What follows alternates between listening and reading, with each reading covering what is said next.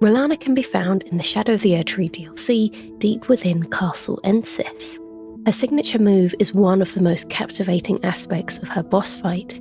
She ascends into the sky with a graceful twirl, summoning 2 glowing moons. They crash one by one to the ground, unleashing a surge of moonlight, before Rellana descends, plunging her twin blades down with a final earth-shaking crash.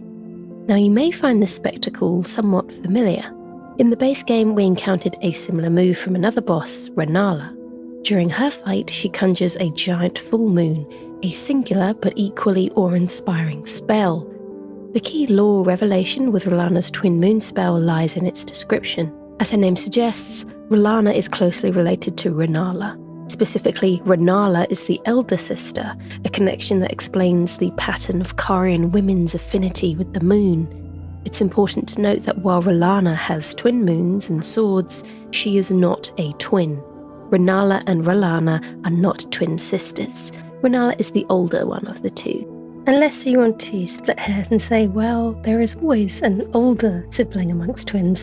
One does have to be born first, but for reference, no line describes them as twins, just siblings. I also would like to address the obvious, her name, yes, Rellana, to be distinct from Rennala. But let me remind you that Elden Ring wasn't the first From Software game to introduce similar names, especially within families. We all just forget about Gwyn, Gwyndolin, and Guinevere. What about Annalise, Ariana, Adela, and Adeline? Naming similarity has always been somewhat established in these games. Am I being defensive about my special interest game? Yes. Do I understand and agree that simply swapping the position of some letters in an already existing name is confusing? Also, yes. With that out of the way, let's get into who Rellana is. In her childhood, she and her elder sister Rennala met these moons, overlapping as though nestled against one another. Rennala's moon spell description also speaks of her encounter with the moon. Later, her daughter Rani also beheld a moon of her own. Met, encountered, beheld. This is more than just looking up at the moon. Each of these characters forged a personal connection with their celestial body. After all, the women of the Carian royal family look to the moon to guide their fates. These spell descriptions indicate that each royal family member has a unique bond with the moon, manifesting differently for each. Rennala's full moon, Rani's dark moon, and now Rellana's twin moons, representing each of these women's journeys, perspectives, and magical affinities. But how many moons exist in Elden Ring's universe, and how do they correlate to these spells? At night, in most locations in the lands between, you can observe one large moon in the sky. It's close enough to see its face, texture, and craters, all standard moon stuff. So whose moon is this? We have one definitive account explicitly linking this moon to a particular character, discovered through a specific artist's testimony. A series of paintings scattered throughout the world require you to find the depicted location in exchange for a fitting item reward. One such painting, titled Sorcerer, portrays the same moon as the one we see in the sky. Finding the painter's spirit will grant you an item, and its description asserts, yes, surely this is the moon that young Rennala gazed upon. The description of Rennala's spell corroborates this. She encountered this enchanting moon when she was young, and later it would bewitch the academy. However, there is one glaring issue. The main attribute of Rennala's moon is that it's a full moon. Yet the moon in the sky and the moon in the painting are not in their complete lunar phase. I would describe this more as a crescent moon, specifically a waxing crescent. The only place where you see a full moon is in Rennala's boss fight. In the second phase, you are transported to a beautiful plane of existence meant to represent Rennala at her peak, with a giant full beaming moon as the backdrop. So why is there such a stark difference between this moon and the moon in the sky, if they are indeed the same? Well, this fight in Phase 2 isn't actually Rennala herself. It's some kind of projection Rani has set up as a protective measure. Should anyone come to harm her mother and steal her great rune, a defensive protocol is activated. During the cutscene between phases 1 and 2, a shadow spills out of the egg where the precious rune allegedly is hidden, forming a spectral version of Rellana, whilst the original collapses on the floor. Ranni's monologue warns us not to disturb her mother, the mighty and beautiful sorceress queen. Mother's rich slumber shall not be disturbed by thee. You then witness what Rellana's magical prowess would have looked like, because in the first phase, Rellana doesn't even lift a finger to you. She is too busy with her egg. Perhaps this full moon is simply a perfect interpretation of how Ranni sees her mother, and along with that ideal comes the representation of a complete moon. In reality, Rellana is no longer of sound mind to protect herself nor control her full moon. This is maybe why the moon in the sky is only a shadow of its former self. So this leaves us with two schools of thought. Do the Carian women look at the moon in the sky and use it as inspiration to create their spell version of it without actually affecting the celestial body? Or do they physically unlock a phase or type of the moon that plays to their magical specialties? After all, it seems strange that a young Rellana explicitly discovered a moon and presented it to the Academy, impressing them. It wouldn't be noteworthy if they'd seen a full moon before. This is why it's interesting to consider the scale and execution of possessing moon powers. Additionally, I want to bring up another issue I have. These things. I've seen the community widely refer to these as Astrolabes. For reference, an astrolabe is a device used to map out the position of celestial bodies. This star chart would help you determine altitude, latitude, and time, or simply identify stars. However, this structure in the game bears little resemblance to the real-life examples of astrolabes. What does bear resemblance is this item, the astrologer's robe. Precisely down here is a fitting detail for this starting class to have as part of their attire. Astrologers would likely be tracking and triangulating star positions with their portable devices. So why do people call these astrolabes? It's most likely due to Elden Ring's message system. If you play online, you can leave hints on the ground for other players to read, with only a set list of words and phrases to choose from. One of the phrases you can select is Stone Astrolabe. This is likely why players refer to it as such, based on context. However, apart from this phrase, I couldn't find any other mention of the term astrolabe in the game. I could only search through the game's text files, so if this asset is referred to as such, please let me know. But my point is that despite whatever their name is, they look more like a hemicyculum, a hemispherical type of sundial. The purpose of a sundial is to indicate the time of day by the shadow cast off a vertical indicator, but in Elden Ring, there isn't really a sun. One of the primary light sources is the Erdtree, but this doesn't determine the day-night cycle. It's unclear if there is a sun and where it is. When choosing to pass time at Grace, we can see the typical moon and sun on this clock, so one does exist as a concept. Regardless, if there is no sun, what is the point of a sundial? Perhaps we're seeing the opposite, a moon dial or star dial, as whenever you encounter one, there will be starlight shards at the foot of the stone, what remains of a passing flash of starlight. The moon is significant and prominent as a celestial body in this universe, which is probably why these moon dials were created. Moon dials exist in real life, but are much less accurate than their sun counterpart. The moon's orbit is too irregular for a simple dial to reflect, but allegedly the one night they are the most accurate is the night of a full moon. It is very fitting that the Carians appear to have engaged in moon gazing, based on the aptly titled Royal Moon Gazing Grounds. There is in fact some sort of dial on the wall of the moon gazing grounds in Castle Ensis, where Rellana resides. The dial gives a corresponding shadow when changing the time of day and light source. However, this one in-game appears to depict different phases of the moon instead of numerals or numbers. This detail solidifies that moon dials are used in this universe. But ignoring any real-life flaws, maybe this structure was some kind of countdown, a celestial calendar to signify a vital night every month where the royal family could come and witness the full moon. That being said, tell me why we can't actually see the moon when we go to the royal moon gazing grounds at all. Of all locations, I would figure an area dedicated to looking at the moon would be perfect. I tried to explore the skybox from different angles using a free camera, but the moon wasn't anywhere to be seen. I tried passing the time from day to night, but nothing. Usually in almost all of Liurnia, you can see the moon at night. Some sort of veil or force stops one from seeing the sky fully. After all, Rani does reside here. Her area is obscured with wintry fog. Does Rani have some influence on hiding the moon here? And why? This moon was encountered by a young Rani, led by the hand of her mother Rennala. What she beheld was cold, dark, and veiled in occult mystery. There is another moon, Rani's dark moon, which is different from her mother's. It has a much more mysterious, chilling air, indicating a different type of lunar magic.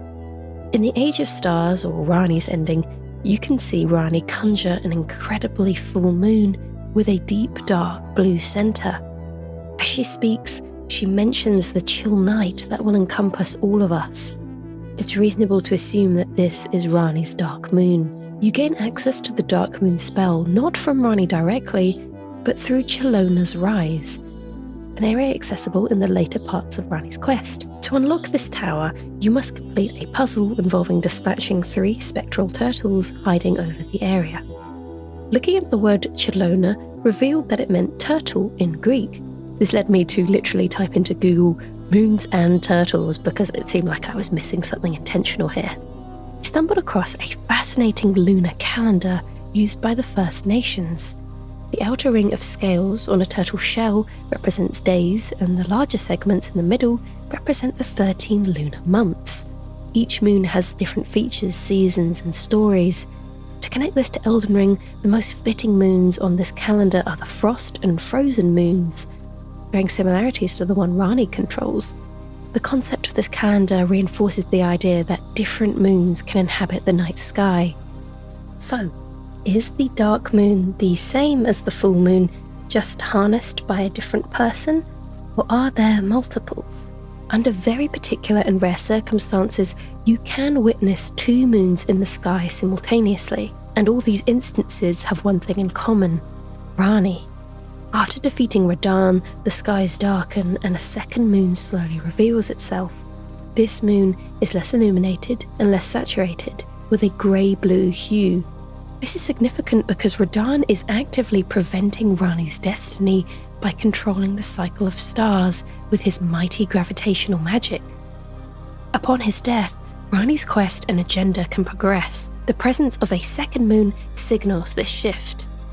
Additionally, the second moon is also visible when you reach the Moonlight Altar. This area is the climax of Rani's quest, where you find the Dark Moon spell and meet Rani to dedicate yourself to her as her consort. The moon here serves as a reminder of Rani's influence and the culmination of her plans.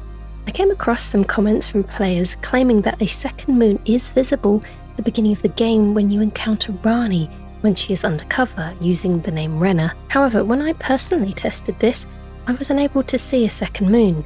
The game consistently forces it to nighttime when Rani appears here, and the moon is deliberately positioned behind her, but just one moon. There's no second moon in sight for me, even when I had a look around with a free camera. In fact, sometimes the moon kept vanishing behind a haze. Perhaps I wasn't able to replicate it. Please let me know if you definitely did see a second moon under these conditions. So why can we only sometimes see this moon? At first I thought it might be solely due to Radahn. He was holding back the moon, making it invisible. Then I found this dialogue from a spirit that offers a clue.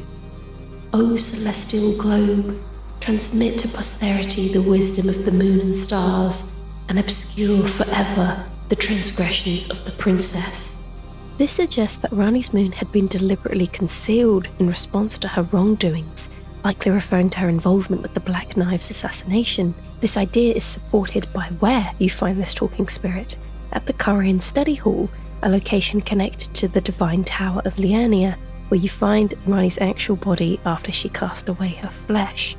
However, this concealment probably refers to unlocking the tower where Rani's corpse is hidden. You need the correct item to interact with said celestial globe and reveal Rani's final resting place as an Empyrean. Nevertheless, I like to think that any reminders of Rani, including her moon, were deliberately covered up. To connect to real-world inspiration, Rani's moon resembles a new moon, or blue moon, a phenomenon occurring only under rare circumstances. The most well-known example is the 1883 volcanic eruption of Krakatoa, which caused the moon to appear blue due to a haze of dust particles and sulfur dioxide. Rani is often associated with bringing a cold, thick fog wherever she goes, so it's possible that this also obscures her moon and gives it that blue tint. This deliberate concealment of Rani's moon prevents her connection to the lunar realm and thereby the new age that she wishes for. That is why when you complete her storyline, releasing Radahn's hold on the stars, enabling Rani to slay her two figures and becoming her consort, she can ascend. Break away from the control of other beings and journey to the dark moon or the cosmos beyond, where she and everyone can truly be free. This moon, previously hidden, is a powerful symbol of resistance, rebellion, and transcendence. This leads us back to the central figure of today's video, Rellana. As we've established, Rellana commands twin moons. Now, are these two moons in addition to the full and dark moon, making a total of 4? I'm inclined to say no. Consider the item artwork for the twin moon spell. 2 moons, each with a distinct colour palette. They precisely mirror the depiction of Rani's moon and Renala's moon in their respective spell art. In this spell, the 2 moons are united. My theory is that these twin moons are indeed the existing moons we see in the lands between, the full moon and the dark moon. So where does Rellana fit into this? The description of her spell states that in her childhood, she and her elder sister Rellana met these moons. Both sisters encountered these moons as young girls, long before Rani's birth and her subsequent experience with the dark moon. Rellana, however, only harnessed one, the full moon. This ties back to the idea that power is granted according to one's understanding and abilities. What one perceives might be different from another's interpretation. This is precisely what Rellana achieved. She harnessed both moons.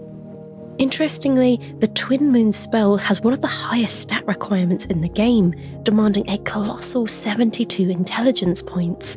In contrast, Renala's moon only requires 70. Although a difference of 2 points might not seem significant, it does suggest that Rellana perhaps lacked the deeper knowledge needed to do what her sister accomplished. This indicates that Rellana possessed superior perception and intelligence compared to her sister, enabling her to see and control both moons uniquely. I think that the 2 moons seen in Rellana's spell are the same ones in the lands between. Rellana technically wielded the power of the second moon long before her niece, Rani, did. Curiously, all the moon-related spells share something in common in their descriptions: the presence of Rellana.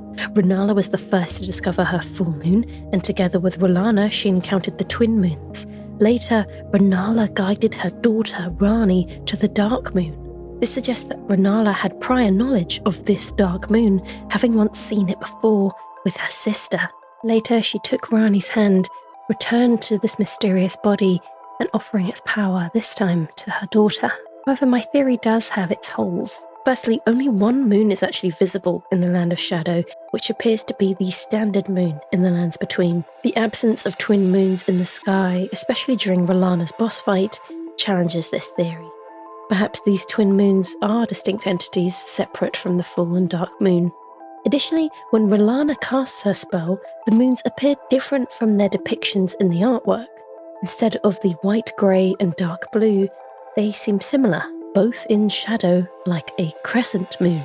Wow, that is so interesting, Chalice. So when I started editing that section, I couldn't find the image of Rellana's twin moons that I was looking for. It seems like that image and the image I've been using up until this point in the video was only available in the early access version of the game. In the game's release version, they changed the image to a completely different shade of blue, with both moons now being identical to each other. So what does this mean? The updated version shows a much shadowier portrayal of Rellana's moons, emphasizing that they are in the crescent phase. This deliberate change in the artwork for the twin moons seems to suggest that the developers intended to make them as an entirely distinct entity from the previous moons in Rellana's and Rani's. This is intriguing as Rellana's helmet features 2 crescent moons. Rellana's headpiece is also shaped like a crescent moon, cementing the visual and symbolic link between the 2 sisters. With this information, we can view Rellana as the embodiment of the crescent moon phase, Rellana as the full moon, and Rani as the new moon. But enough about moons. Let's explore the DLC some more, Rellana and her place in this world. So we learnt that Rellana had a sister, Rellana, whom she spent her childhood studying the moons. Yet at some point, Rellana actually left the Carian family. As detailed in the description of her helmet, Rellana, head of the royal family of Caria, was said to have given her younger sister, who renounced her lineage, to chase after Messmer, a gift of lustrous black hair. This sentence reveals quite a lot, so let's break it down. It tells us that Rellana renounced her royal status within the Carian family. As Rellana's younger sister, Rellana was next in line for the throne until Rani was born. Assuming this universe follows a succession similar to British royalty, the throne would pass from Rellana to her offspring, Rani, before then reaching Rellana. With Rellana and Rani forsaking their claims, the Carian line ends with Rellana, explaining why Rani refers to her mother as the last queen of Caria. So what drove Rellana to relinquish her royal heritage and privileges? The answer lies in her pursuit of Messmer. Messmer is revealed to be one of Marika's children, born with a curse and resides in the Land of Shadow. We access the DLC area by touching the withered arm, which is thought to be the husk of Miquella's former body, but this isn't always how one would access this place. The Land of Shadow used to be part of the Lands Between, as demonstrated by this fantastic finding that the DLC map conveniently fits into the central space of the base game map. The edges, dips and grooves even matching the outline, like someone took a big scoop out of the land. It is implied that this area has been purposely obscured, a shadowy veil covering it, making it imperceivable and inaccessible by normal means. Marika wanted this land and its history hidden because of the many distressing, traumatic and sinful events that happened here. But that is a story for another time. My point is that Rellana most likely went to find Messmer while one could still travel by ordinary means to visit his domain, the Shadow Keep. It's unclear if Rellana had any intentions of returning to visit her sister, but if the realm of Shadow was locked down after she arrived, she no longer had any way of returning. And Rellana did not go alone. According to her titular cameo, a carved relief of her likeness found in Castle Ensis, it was engraved as a reminder of the unparalleled devotion of those who left their homelands to serve Rellana. By your leave, we will accompany you wherever your lunar vessel takes you. Rellana had followers, most likely from the school of the Lazuli Conspectus, sorcerers known for their light blue robes. These scholars who sought to master Carian sorcery instead learned to see the moon as equal to the stars. This robe in the hue of the full moon signifies their heresy. I did think it was a little strange that the Lazuli Conspectus is considered controversial amongst the Academy of Caria, although not forbidden. The Academy prioritizes these stars and understanding them as the pinnacle of their research. Dedicating research to another celestial body, especially considering it equal to the stars, explains why this conspectus was considered heterodox, unorthodox and academically rebellious. Knowing that the sorcerers who studied under this school willingly followed Rellana into the Land of Shadow, giving up their places at the Academy, much like how she gave up her birthright, explains why this conspectus has a rebellious and heretical reputation. But who could blame them? These sorcerers originally wanted to study Carian sorcery, showing their allegiance to and interest in the family. Coupled with their fascination with the moon, it makes sense that they would want to follow a royal who possessed the power to wield 2 moons wherever she went. After all, it is their fate to look to the moon for guidance. Despite Rellana's departure from the Carian family, the sisters did not part on bad terms. Before Rellana left, Rennala gave her a parting gift, lustrous black hair. This gesture holds deep meaning, and I've seen several interpretations of this line, so let's run through some. Firstly, this could suggest that Rellana originally had hair of a different colour, and Rennala magically transformed it to black. Hair as black as night, a fitting tribute to sisters who drew their power from the celestial body that signifies the night. This transformation would constantly remind Rellana the sister she left behind. In gameplay terms, it's worth noting that Rennala can change her appearance, including hair colour and style, which ties nicely into the lore and how she was able to do this for her sister. Another interpretation is that the length of Rellana's hair was altered rather than the colour. Perhaps Rennala lengthened her sister's hair from short to long. If you follow me on Twitter, you may have seen my tweet asking for any Elden Ring artists to depict Rellana without her helmet. The response was overwhelming, by the way. Thank you so much to all the various artists who got involved and showed me your interpretations. But a good deal of art envisioned Rellana with naturally short hair. Check out that thread if you're interested in some great Elden Ring art and discover some new artists. This brings me to the third interpretation. When Rennala mentions gifting hair to her sister, was it a bundle of her hair?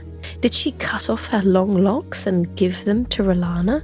This is what we see attached to Rellana's helmet. In the world of Elden Ring, hair carries significant meaning and power, from its colour to what it signifies and the act of cutting it off. Historically, particularly during the Victorian era, hair work was a common practice. Jewellery such as lockets, rings and bracelets made from hair were used to commemorate achievements, symbolise bonds, or honour deceased loved ones. Haircraft was often taught to young women alongside needlework. Curiously, when Rennala married Radagon, he brought a golden sewing needle into their union, suggesting that they shared their skill sets, Rennala's magic and Radagon's sewing.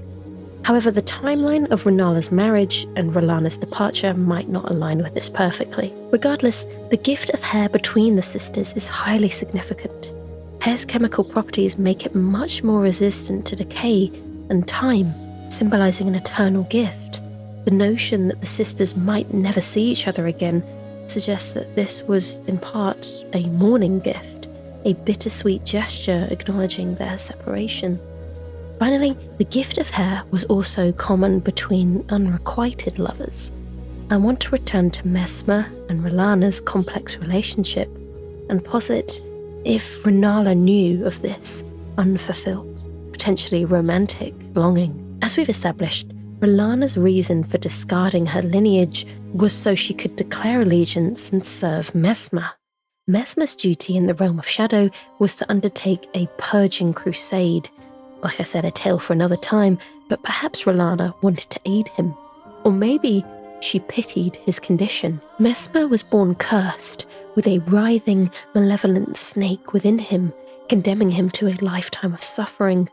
Despite this, Rellana chose to stand at Messmer's side, knowing full well that not even the brilliance of the moon could grant him succour. Under the glow of the twin moons she brought, Rellana supported Messmer, fully aware that her powerful lunar magic could not even ease his suffering. Yet she stayed with him, eventually earning the title of the Sword of Messmer. Her commitment, bravery and loyalty embody traits of a noble knight, and perhaps someone in love? Rellana's pursuit of Messmer, abandoning her birthright to comfort him against all odds, reflects the fickleness and obsessiveness of one deeply enamoured. Her actions suggest the influence of a strong, magnetic love, whether platonic or romantic. In her weapon's description, there is a touching line. Here, and here alone, were moon and fire ever together. Despite the impossibility of her lunar magic alleviating his suffering, Rellana's unwavering support for nothing in return suggests an unrequited love. In English, this line indicates that only in this unique context were the moon, symbolising Rellana, and fire, representing Messmer, united. Outside of this context of the weapon, their romantic union was impossible. Curious about the localization, I did look into how the Japanese item descriptions was written. The translation generally resulted in Moon and fire were always together here. This phrasing places less emphasis on the uniqueness of this union and instead suggests that the sword eternally commemorates their intertwined presence here. However, this is just an online translation. I invite any fluent Japanese speakers to provide their insights in the comments. Rellana's sacrifice speaks volumes about the depth of her feelings for Messmer. All the actions I've mentioned, combined with adapting her weapon as a tribute to Messmer and his flame intertwined with her lunar radiance, shows how much she felt for him. But what about Messmer? Well, there's really nothing that shows that he loved or felt strongly for Rellana. She achieved the title, denoting her as his dedicated sword, like Melania, the Blade of Mikola, but I don't know if that was an official position awarded by Messmer himself, or it just became something she was commonly known as. The only thing I could find in Messmer's domain connected to Rellana was this, the Carian thrusting shield. This shield was used by Rellana during her sole entry into ritual combat, a demonstration of fidelity to the Erdtree. This indicates that Rellana participated in a single instance of ritual combat, a ceremonial fight meant to show her loyalty and faithfulness to the Erdtree. This could be something Rellana brought from her home, which is why it has the Carian prefix. However, the dueling shield is another of this nature in the DLC, and tells us that it was used for ritual combat performed to honour the Erdtree, a custom that had somehow remained within the realm of shadow. So it's unclear where and when Rellana performed this, but her shield did make it to the land of shadow. Specifically, you find this shield in a storage area of Shadow Keep, where Messmer resides. This area is some distance from Castle Ensis, where Rellana is stationed, retired to an old, cluttered storeroom. It's clear that she no longer uses this shield as her armament of choice, but instead uses the twin swords. This raises some questions. Did Rellana put it here after making her oath? Or did Messmer take it as a keepsake? Perhaps he kept it as memorabilia, indicating a soft, sentimental side. Maybe Messmer had feelings for his loyal right hand, but was not emotionally available to return them. This wouldn't be the first time a Lady of Caria experienced unrequited love. The two Lunar sisters had two unfulfilled loves, two men with fiery red hair that burned brighter than the love they ever showed those women. One sister, so enamored, would chase her beloved anywhere. Obsession, devotion, and longing drove her, hoping he would return her feelings one day. The other sister was left abandoned, clinging desperately to the only remnant left by her former lover, unable to move from her place of last comfort. But at least they had their moons, twin and full respectively, to gaze upon at night. After all, in the words of a poem by Wallace Stevens, the moon is the mother of pathos and pity. When at the wearier end of November, her old light moves along the branches, feebly, slowly, depending upon them, touched on by hoarfrost, shrinks in a shelter made by the leaves that have rotted and fallen, when over the houses a golden illusion brings back an earlier season of quiet and quieting dreams in the sleepers in darkness. The moon is the mother of pathos and pity. Thank you so much everyone for waiting for my first Shadow of the Erdtree little video. I've had such fun playing the DLC, and I took a little bit of time off to really enjoy it and take it all in. And of course, making cosplays, which do take time, so thank you everyone for being so patient in the meantime. And honestly, I can't wait to do another one.